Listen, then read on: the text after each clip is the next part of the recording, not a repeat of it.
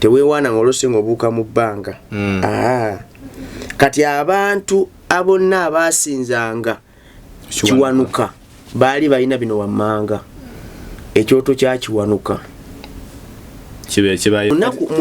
Munaku bbiri abasamize bawa nnyo respect. Mande n'Olwokuna olwa Kiwanuka. Kati wali musamize atalina jjembe lya Kiwanuka. Nga mwesiga nnyo yabakolera ki ekyo? Kuno mwali mukyazaako musamize. Kumanyi tubuuza CEO oli tubuuza Abeneso muje wajja mumubuuze nti olunaku lw'okuna muluwanye ekitiibwa n'olw'emmande omusamize ko tubatubuuza leka tiye eriya yeyo nnyo ate manyi tubuuze soda ekyoto tusobola we can pull it down tukijye mu bwengula we can break it okukyasa we can execute judgment upon it. So kisalira omusango. Batukozesa omusaayi gwa Yesu. Ebintu bisatu ekyo byogera ku kyoto ky'omubi. Abamu muli wano mundaba naye omwezi guno gumala nga gugwako. Ekika ky'ewamwe kigenda kutuula. Kikume ekyoto.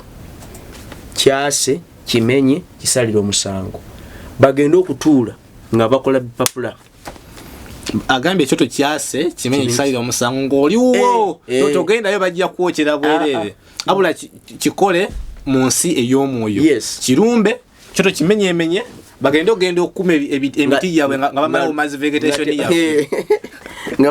vegetation yaffe nga kyoto wakimazeemu ddama ng'okozesa omusaayi. Export TV to the world.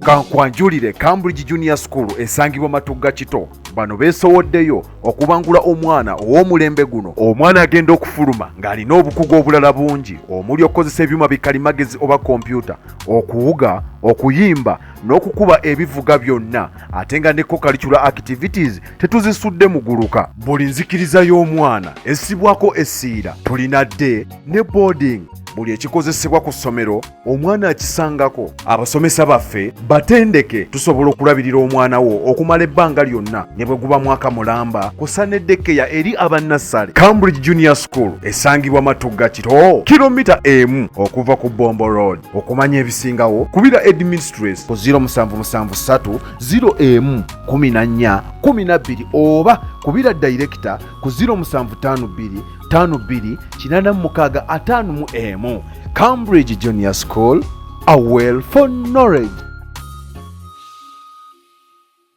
Omulabi wa Export TV nolayo tukomyewo tubeere nga tukwatagana buto. Nkwebaza gwe wenna wolabidde nyongera okuzaamu amaanyi okusubscribinga okulayikinga wamu n'okusharinga emboozi zaffe zino kubanga nzikiriza nti zirimu okuyiga kungi ate nga ffenna tuyigira wamu kyongera okutwongera okubanga kitwongera amaanyi kubanga knowledge is power kiriza obagaana. Olunaku lwa leero komyewo ne Musumba Peter Sekitoleko okuva ku Prayer Power Church Lugala Masanafu. Musumba nsaba obalamuseeko obangambireko ne ku programu eri kuba nze nzikiriza nti gwasinga okukinnyonnyola obulungi n'okijjayo olw'ekisa kya Katonda. Amen. Omulabi waffe wa Export TV Mukama yeebazibwe. Oli otya eyo abali mu nsi ez'enjawulo Yesu yeebazibwe. Expo yokka yegatta tebiri bino bya ddiini oba ki abasiraamu abakatuliki abalokole guno gwe mukutu buli muntu gwalaba n'avaawo nga tafirinze offended. Yeah. So mwe bali kwagala Expo nze Musumba Sekitoleko Peter nsangibwa Lugala kanisa yaffe bagita Prayer Power Church kwegaidde bw'oba oli mu Uganda come and visit us. Waliwo abakyala babiri bankyaliddeko bafuna no online ne bajja balambule ku church balabe bambuzeeko. So ekyo kirungi naawe kenyini ate namwe abali eyo oliyitale Australia wawa kati oyigire eyo naye ate bolinya kunyinojja nojja kena ate kiba kirala nojja ne werinyirako go wenyini ku ttaka lino nojja okusumulwa tojja kuddayo kyekimu ojja kuddayo ng'ebintu bikyuse. waliwo yajja wano mu Benihini olwaddayo ekiro n'aloota nga babatematema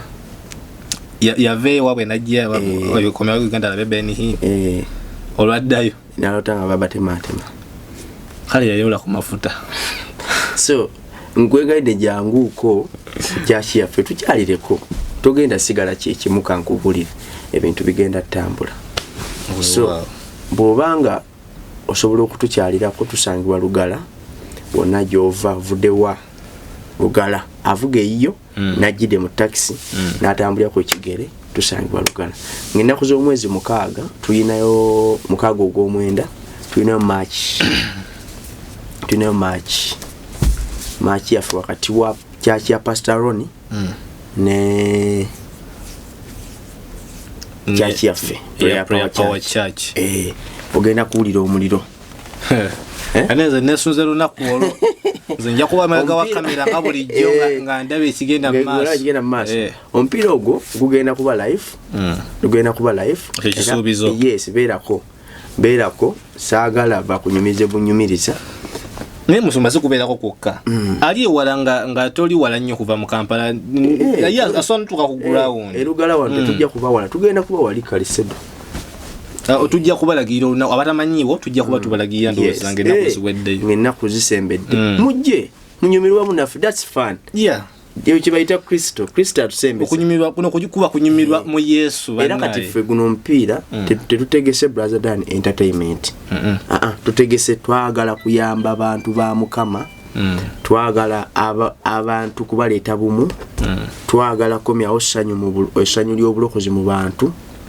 buli muntu asanyuke nenga asanyukira mu Kristo eno out eri abaana ba Mukama by the way musumba bibona ebitubyeko abantu mu makanisa ne bagenda eri ne mustani abantu bavudde eno lekanze kunyumiza yakantu kamu omusajja omu yagenda mu kanisa yali father abuulira ali katuuti yali pastor abuulira ali katuuti esimu omusajja ne yalina mukazi we esimu ye nevuga nerekana nnyo abantu ne bamukunya bwe bati yomuna ashusa amasa muno pastor nayima katuuti n'agamba gwe namusonga mu tokimanyi nti eno kanisa ojja otya n'essimu erekana bwetu banaye n'aswala yali mistake sigama nti kwali kwagala ne bwe yali addayo ewaka omukazi n'amunenya namugana nawe kiwakoze kikyamu gwe tokiraba omukazi yamunenya omusajja obutagiako simu ndowooza gwe tokiraba kintu kibi nnyo omusajja akawungeeza ako bwe yawulira ng'ennaku emutuuse n'agendako mu bbaala bwe yagenda mu bbaala yali anywa omwenge n'asaba omwenge bwe yali anywa omwenge ecupa ya accidentally neewanuka ku mmeeza n'egwa wansi neyatika waiter n'ayita manager olwajja ye n'amwetonda mugasebo tusonyiwe manager yeetondera ata yasize ecupa ya tusonyiwe munnaye olwa service yonna etagenze bulungi wano tusaba kisonyiwo omusajja essanyu lye yafunira mu bbaala n'okutuuka katavangayo mukyaki bamuofendinga ekifo ky'omukonsolinga bamwatakinga bwatakinze kyokka naddu yagenda nafuna essanyu nafuna essanyu kyekinzayo eri kati ffe ebintu bino byetu tubyesambi bwe twogera kumpi olabanga kati awo Katonda aliwa waliwo Katonda tetumuleetera mu kigambo mukka n'ebikolwa omuntu okumwagaza Kristo biki byokola nga omuntu bimwagaza Kristo kyoba omulabi waffe ngamba ono okka woyinza okutusapootingira noba ng'omulimu oyina kyokoze twetaaga bingi tusupporting esimu yange 0756 12 9698 tusupporting ennaku z'omwezi tezinatuuka kuba kikola nayogera bw'oba oyagala kumanya ebisingawo kubeera ku 0756 12 96 98 togenda sigala kyekimu mu linnya lya Yesu kituufu amen weewaawo omusumba bagambye nti abawadde open invitation mwenna abatulabira ku media abatuwulira obuwulizi Prayer Power Church akuwadde open invitation bana yokunyira chachi yaffe si kwa sente si bya sente si kusasula toina simanga registration fee tebiri yeno ojabuzi butereva nganaku z'omwezi mukaaga kanisa eya Prayer Power Church esumbibwa omusumba sekitoleko Peter Gwenfude naye sawa eno agenda kubanga ekwatagana si kwambalagana kukwatagana ne kanisa emanyikidwa nga Arise Church eri Nakasajja esumbibwa omusumba amanyikidwa nga Kalungi Roni egenda kubeera friendly match ompira gwenda kuba gwakwagala so si gwakukubagana oli wadde mbu kusupportinga okuyita ku namba musumba zakuwadde ne poster yenyi eri ku screen esaawa eno enamba zisokubanga oziraba kugamba kino kiri self explanatory si bintu bya kwekerera ngo ate organization bane abantu babidde sente bintu bino naye wano fe tukulembeza mazima bikimu kigenda kubeera live ku lunaku olwo mu bufu bwe bumu musumba abantu bano kazuke mbajjukize amanyikidwa nga ba Cambridge Junior School bano bo batadde mu first center ba expo batadde mu mpira gwaffe abula expo be batademo kasente kubanga tukutuusako ekifaananako bwe kiti ne bagamba nti twala omwana wo asome omwana tomutuuza waka nga musobola okuteesa ebbeeyi esoboka gwe ng'omuzadde nabeera nga tebakunyigiriza ate nga netobanyigiriza osobola balekera omwana nogamba nti omwana nkamutekeyo omwaka mulambo b'emyaka ebiri oba emyaka gyonna gyogenda okumala gy'olaga bamulabirira ng'abazadde ne bamulunda bulungi omwana n'akula mu byeddiini omwana n'akula mu nzikiriza nakula mu mpisa ate nakula ne mbitabo tebakoma ku bitabo byokka bamusomesa n'ebintu ebirala ng'omuli okuwuga okuzannya ebivuga okulunda okukola emigaati bakery n'ebirala neko curricular activities ng'okusamba kapiira netball football kugamba bafanye ku talenti y'omwana wamu n'ebitabo musumba Peter olunaku lwa leero tuyinako ekituleese nga tudduka misinde gye buvuddeko emabega obadde ngo gyotusomesaako ku biruta ebyenjawulo n'otusomesa ku nti embuzi ey'ebitanga etegeeza kino entebwe etegeeza kino musumba olwo ekibuuzo ekisusse mu comment section oba okiraba n'abantu bakibuuza nnyo kimanyi nebyo bakijja babuuza nnyo nti bannaaye nze nga ndoota nnyo nga mbuuka musumba okuloota nga obuuka kitegeeza kinali ngenda bagamba kitegeeza Katonda abakuyise nene ngamba yesiriko mafuta nsoka embuuze musumba amafuta galina nkaba yebazibe kati okulota ngo obuka mu bbanga ng'ekinyonyi mu bbanga otandikidde kubuka mu bbanga ekinyonyi buka mu bbanga ng'ekinyonyi olusi no twewaana andi zonga kinali ngenda okuba waasa twewaana bwewaanyi era nze mbuka mu bbanga biki kale banabuse kuvaano mpaka mu America nabuse nengwa mu kyale waffe nabuse nengwa mu kyale waffe nanyumiddwa si kirungi era obwo busibe kulota mu buka mu bbanga kikikirya mwoyo gwa kiwanuka akatutemye alotako nga obuka mu bbanga mwoyo gwa kiwanuka okitegedde omwoyo gwa kiwanuka tusoko kutunyonyoleko mu bufunza kuba olianza kulya mwe gwacho nkanya katamanyi na mwe gwacho nakagukola gutya era gufugira manyi ki kati mu families abantu mwe basanga munnyo kiwanuka ekitiibwa families zino osanga n'endabika yaabwe ekoseddwa physical appearance ne physical ngenda kikulaga nga bebo bosanga nga enjala ezimu tezina mbigere nga si nvunza nti envunza z'egindi zezabalya njala zino zenda ezeerya ne zituuka eno bwesi ne kamani kabula nawo ne kabula Katonda wange okiraba oluusi oba abamu n'obasanga bonna mu family balina ekigere ekitaliiko njala naye nga mwenna mukifaananya nga kyali bwe kiti nekyajjajja nekyassenga naawe ate nemutewo bebe tulaba nagamba nti gwe nga tolina kyala kisajja nti bwetutyo ffenne waka era abo batulabira n'abaana b'ekika ekyo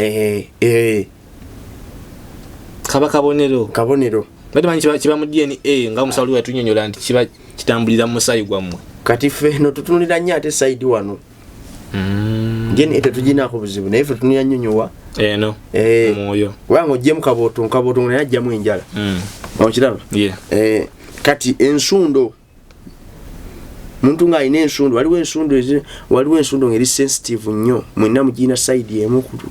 lwirwe lumu ensundo fena tuba n'ensundo ku kalevu Fechika chi waffe fena tuba n'ensonda wano mu Kyenyi ate ebeera wano kusaidia kone no awo ensundo kugamba ebeera nga mmake mwene ba unifying mwenna mpuliriza kati awo dilingana ki mwoyo gwa Kiwanuka teweewaana ng'olose ng'obuuka mu bbanga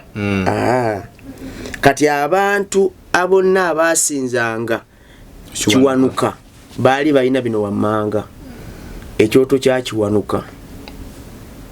kibaye Kiwanuka emmindi ya Kiwanuka olukato lwa Kiwanuka nga bikozeseza utasobola biterekawo we Kiwanuka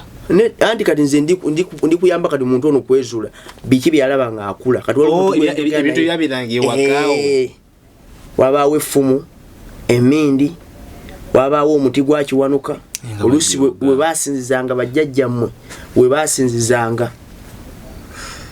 emandwa nga zijjoga musumba batasobola kubyeterekera eyo waabwe kweta bijja mu maka g'abaabwe hali kyola ginagambye nti kiri kikola kirina kukusinza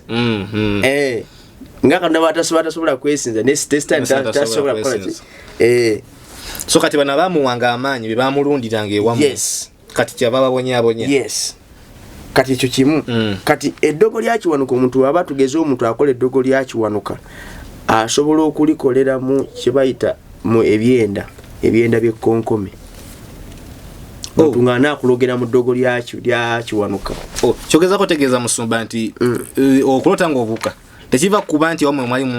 mumusinza Kiwanuka aba kisooka n'okuba nga baali kusindikidde era bw'oba osaba olumbaganako bingi tolumba wamwe manyi bayita essaala y'okutakabana okwata ku kino okwata ku kiri tofunulira kintu kimu nkufuna musana n'omufunziza bw'otamukubira wano tuteeka omukubira wali onfuna omufunziza mu ango zaki ez'enjawulo essaala y'okutakabana kati essaala eyo bw'oba olumba sitaani omulumbira mu ango za njawulo essaala ogirumba tonnaba kuzuula kituufu wa buzibu bwe bukola ki bwe buva n'otakaba n'olumba wano kati wera awo mukama bw'ava n'akubikkulira nti ABCD kati Kiwanuka ayinayo spiritual wife bamuyita Naabawanuka Katonda wange naye era bw'oba olumba ku Kiwanuka olumbako ne Naabawanuka ate Naabawanuka yemba namuyitiddewo sinamuyitako Kiwanuka gwe twasiza katakimanyi kati bw'oyita tugeze nti bwe mpita omukulu Dan era mba ndi awo nga tugeze bw'oba wawasa nga n'olinayo okoze otya obanga abayise bombi mpozi wamuba bafumba omuba n'erinnya eribagatta kati Kiwanuka aba akusenze ne Naabawanuka oba abagiyitako automatically ne bannaye sitaani lwaki ojoga bw'oti kati okimanyi nti omuntu yazaalibwa ku Lwokuna bamutuuma Kiwanuka oba Naabawanuka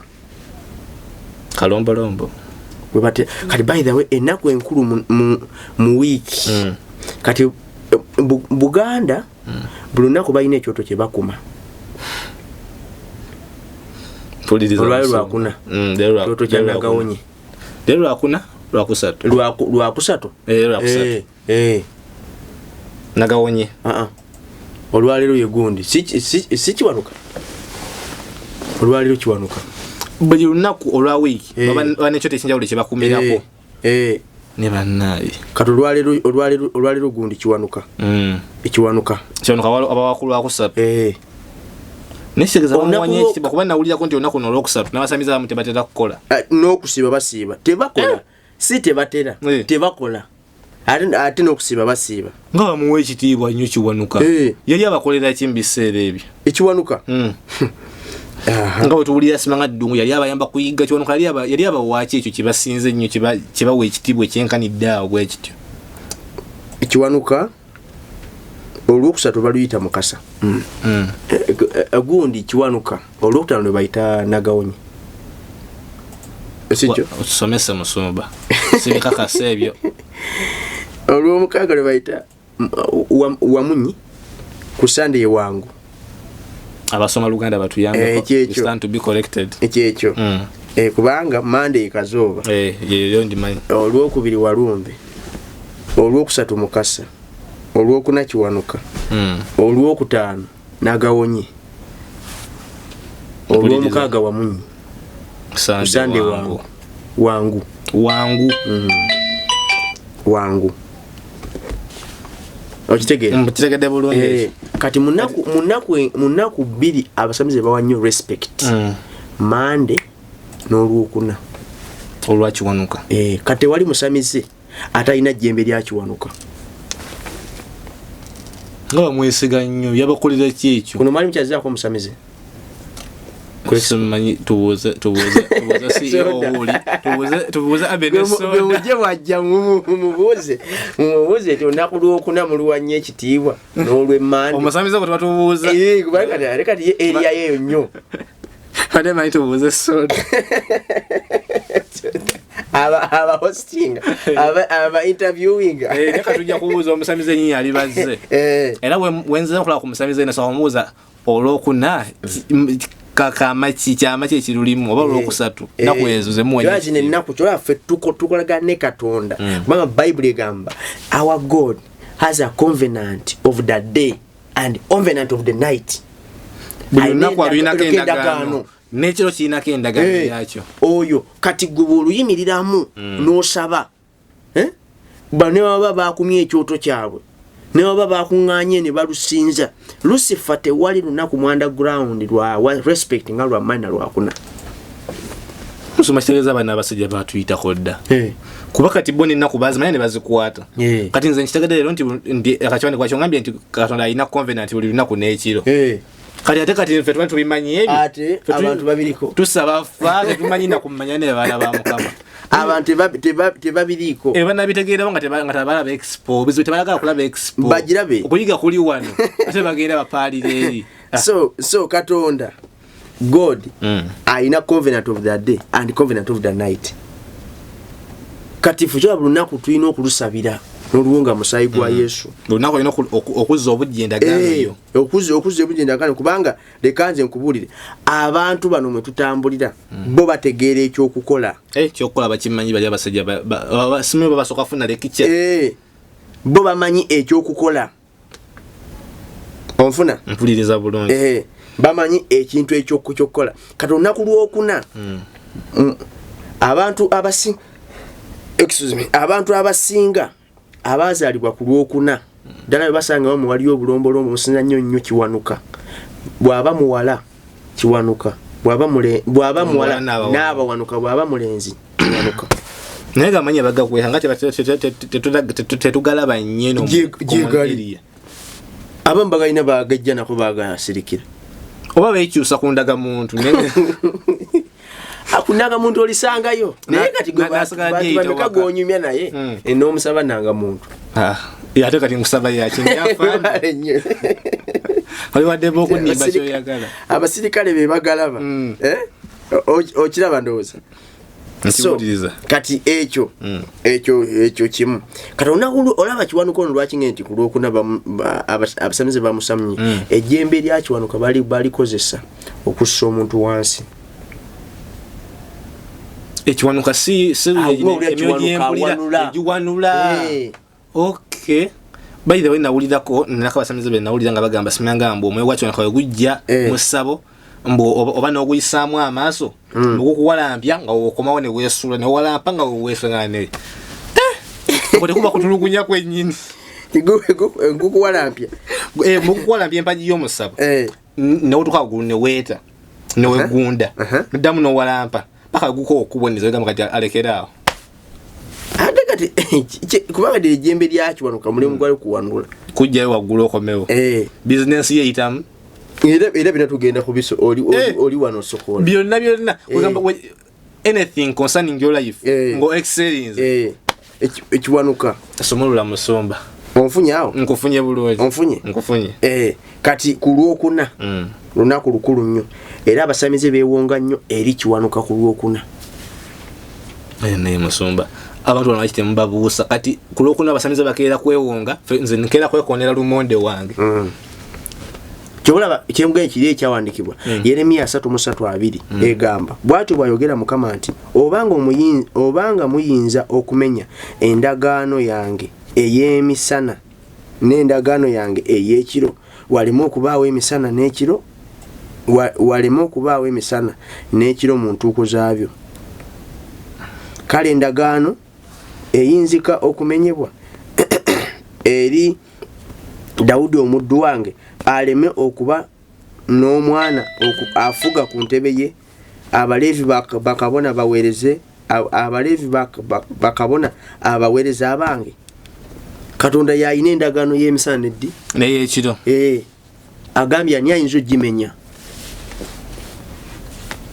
Ekyo kiraga osobite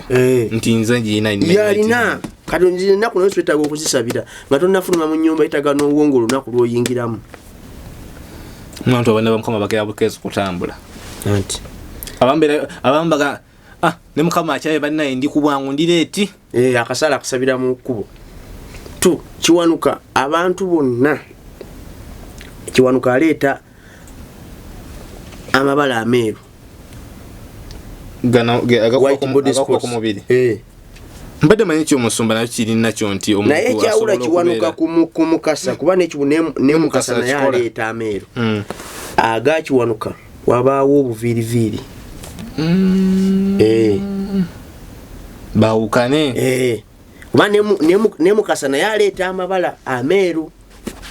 Kubanga olinayo omukwano gwo gw'omanyi ng'aliko ebbala eryeru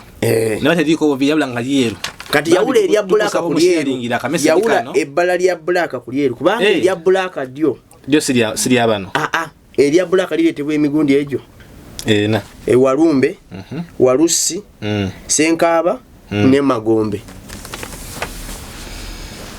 Lwaki osharinga vidiyo ne wa mukwano gwa ine ebbala n'amanya bino byalina oddiringa nabyo kuba tosobola byonyonyola kati nga tunyonyola. Nze abantu bano lumu mpulira n'ennaku ng'ennumu. Omuntu sharinga vidiyo munnaalabe munnaafuna okumanya lwaki weekumira ebintu bino bekkama musumba genda mu maaso. Kati ekyo erya bbulaaka lyo ddala ngambye erya bbulaaka. Do you believe What? that it's possible to cure from diseases like fibroids, hernia, prostate enlargement without surgeries? Yes, it's only possible with God Heals Herbal Medicine. We also have medications against ulcers, prolonged constipation, hemorrhoids, syphilis, gonorrhea, back and joint pain, low sperm count, high blood pressure, sinuses, UTI, asthma, allergies, sickle cells, low immunity, liver infection, kidney infections, etc. We are located at the entrance of New Tax Park, Hijab City Arcade, shop number GF34. We also offer banking agent services. For more information, call +256 70 60 64 923. God Heals Herbal Medicine. Akalietebwa Walusi, Walumbe, Senkaaba ne Magombe. Era bonna batambulira wamu. Batambulira mu bali mu alliance yaabwe mu kolabo. Kati bw'obanga oliyina okoola omusaayi ng'olumbagana ebyo mu byambula amaanyi n'obuyinza amabala ku lususu tukisanyukiranga. Abantu abasinga abalina amabala bayise mu life kubanga kitegeeza baawongebwa eri ekintu ekiki nga tonna bana kuzaalibwa wawongebwa nga tuyalina mu lubuto lwa nnyoko. Waliwo ekyakulonda in fact kuba nakulondebwa si kuwongebwa. Waliwo ekyamulonda, waliwo gye baamuwa nga tamanyi, waliwo gye yatwalibwa nga tomanyi bambi. Abantu abasiibwa nnyo nnyo amaaso. Simpa okweraliikirira yalibanga Kiwanuka asazeeko nnyo kuba endaba ennaku zina amaaso nga gakyabase. Andi kati ng'omunoonya wa kubukojja waka. Kati bw'oba odiringa ne gundi Kiwanuka bino wammanga by'olina okudiringa nabyo. Diringa n'eddogo lya Kiwanuka. Yagala kuwangula Kiwanuka. Diringa n'eddogo lya Kiwanuka. Diringa n'ejjembe lya Kiwanuka. Watugambye eddogo lya Kiwanuka balikolera mu byenda bye gundi ekonkome. Oyina ne baalunda amakonkomo oyo mwetegereza. Diringa n'ejjembe lyaki? Erya Kiwanuka. Eddogo, ejjembe tu weenenye ku lw'abazadde bo. Lebiki bye baakola. Byotamanya. Ejjembe lya Kiwanuka like omuntu aba liba physical oba nali ya mwoyo. Naye nali ya mwoyo nga omumanya amayembe gwe bakuga nti gundi oyo alina amayembe. Mbadde manyi hon physical hon eryempewo. Zino ne bafuuyiramu gundi. Kati kowula omusaayi. gwiwe mu byoto kubanga tumenya tutya ekyoto tumenya tutya ekyoto tukimenya nga tukisula wansi yakasomesa naye kati yakaddamu wuliriza bulungi ekyoto tusobola we can pull it down tukijye mu bwengula we can break it okukyasa we can execute judgment upon it tuso kisalira omusango tukozesa omusaayi gwa Yesu ebintu bisatu ekyo byogera ku kyoto ky'omubi abamu muli wano mundaba naye omwezi guno gumala nga gugwako ekika kyewamwe kigenda kutuula kikume ekyoto kyase kimenye kisalira omusango bagenda okutuula nga bakola bipapula agambye ekyoto kyase kimenye kisalira omusango ng'oliwo togendayo bajja kwokyera bwerere abula kikole mu nsi ey'omwoyo kirumbe kyoto kimenyemenye bagenda okukuma emiti yabwe nga bamala omazi vegetation yaffe nga bamala omazi vegetation yaffe nga kyoto wakimazeemu ddama ng'okozesa omusaayi bajja soma ku kyamateeka 12:3 bamanye ekyoto bwe tukimenya tunkayizaako bulungi musumba era ngenda kawako n'emikwano gyange balina ebyoto ewaabwe ekyoto kati ako nekyo nakyo kiriwo ekiri awo puliriza ekiri awo kati so oyo gwe bayita kiwanuka bwotyo kati gwe abadde ebintu by'okubuuka okinyonyose bulungi nange gy'obuukamu nga kiwanuka yakunoonya akifunye bulungi sikubuuka mwala sikubuuka kabalaza sisanga kubuuka mbate nebuka nengwa ku kizimbe bakunyonyodde ekidala bakubulidde engeri gy'oyinza okufunamu kiwanuka osobola nga muloge obanga weewammwe kubukojja oba mu kika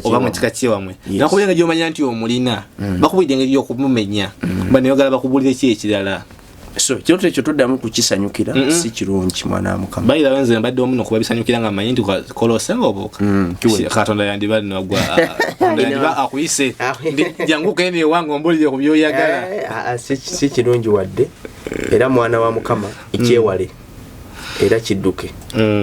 yingira mu kusaba ebyawandikibwa mu Bayibuli mu ebiri kozesa omusaayi kola omwoyo omutukuvu akulwanire kuliriza yita omukono gwa Mukama gulwani by the way bagamba abantu bayita omukono gwa Mukama tebamanyi kitegeeza hand of God omukono gwa Mukama gumanyi ndowooza gutugambe ng'omaliriza mwoyo mutukuvu owuli hand of God obeera omusaba asindike Holy Spirit akwate mu nsonga zo omukono gwa Mukama teguyimpa wadde kufuna bulungi mwoyo mutukuvu mwoyo mutukuvu watasobola kutuula tewaliyo watasobola kuyingira tewaliwo nawo watasobola kwata tewali kama abanjagalire nze musumba Sekitoleko Peter sangibwa ku 0756129698 tusangibwa Lugala tewerabira omupiira gwaffe worship night yaffe kama akutwera omukisa bwati omusumba Peter Sekitoleko walabise olunaku olwaleero atusomesa ebintu bingi nsiba nkibajjukiza nti atusomesa ebintu bingi naye sagala nnyo programu zino bwezi zigweko nga toyina kyoyize so n'olwekyo bantu bange tufube nga nyokulanga tubakonya kyetuyiga ate obaako kino kyoyiga kati nga otegedde nti kiwanuka bwakola n'enkola ze n'engeri y'okumulwanyisa ng'olinayo omukwano gwe yakigamba kuba gw'omanyi obundi bwayogeddeko nti amaaso kakusiibwasiibwa otwadde akawina kaboneka kutuwadde awo ngamba aleta setback omuntu wena mukwano ko buli kyomugambako kifa afuna setback osomuwa advice nomugamba nti soko uwulire mu katambi kano ayinza okuba ye neyezuula mu ngeri emu bendala sagala mwerabire Alpha Media Production bebamu kubagaga batusiza wano wetuli okubanga tusobola okutuuka empereza zaffe nga zikutuukako bulungi bebabadde nga bali mabega wa kamera zino era ekifaananyi kyo kimala bekinyira bwekiti ye Alpha Media Production bakubireko omukolo gwo bagukoleko bulungi n'olwekyo bantu baffe tetugenda kusukkawo wano tusinkane mu programu eddako Export TV to the world.